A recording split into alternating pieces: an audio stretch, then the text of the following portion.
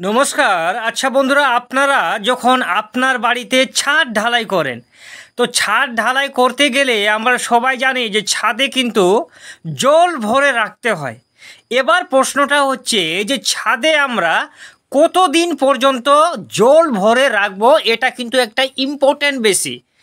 কারণ ছাদে যদি বেশি দিন ধরে জল ভরে রাখেন সেক্ষেত্রেও কিন্তু আপনারই ক্ষতি, আর ছাদে যদি অল্প সময় ধরে জল ভরে রাখেন তাহলেই কিন্তু আপনার ক্ষতি।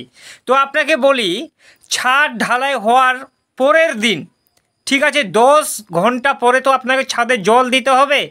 এবার 10 ঘন্টা পর যখন জল দেওয়া হয়ে যাবে ছিটিয়ে দেবেন। ছিটিয়ে দেওয়ার পরে এইভাবে কেয়ারের মতন করে সিমেন্ট দিয়ে ভালো করে মানে আলের মতন করে দিবেন। মনে রাখবেন পরের দিন কিন্তু ইট উঠাতে গেলে সেক্ষেত্রে ছাদের উপরে কিন্তু ধমক লাগে, ঠিক আছে।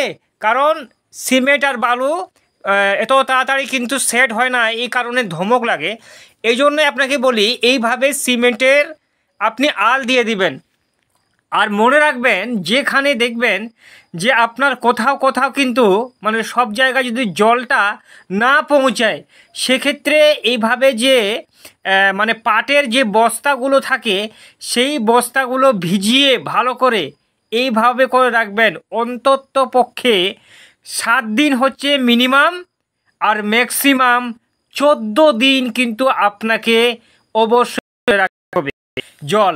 এবার মজার বিষয় এখানে প্রশ্ন আছে যে ধরুন যে আপনি ছাদে জল ভরে রাখলেন, এবার ছাদের যে সাইডগুলো আছে, ঠিক আছে, যে আপনার বিমের সাইডগুলো আছে যেগুলো এই যে আপনারা দেখতে পাচ্ছেন এগুলো তো কিন্তু আপনার মানে দিনে কমসে কম ভালো করে জল দিয়ে ভিজিয়ে রাখবেন।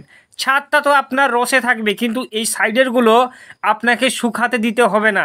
এই জন্য পারলে ধকড়ার যে বস্তাগুলো আছে পাটের বস্তাগুলো সেগুলো রাখতে পারেন, বা ভালো করে সব সময় জল দিয়ে ভিজিয়ে রাখবেন।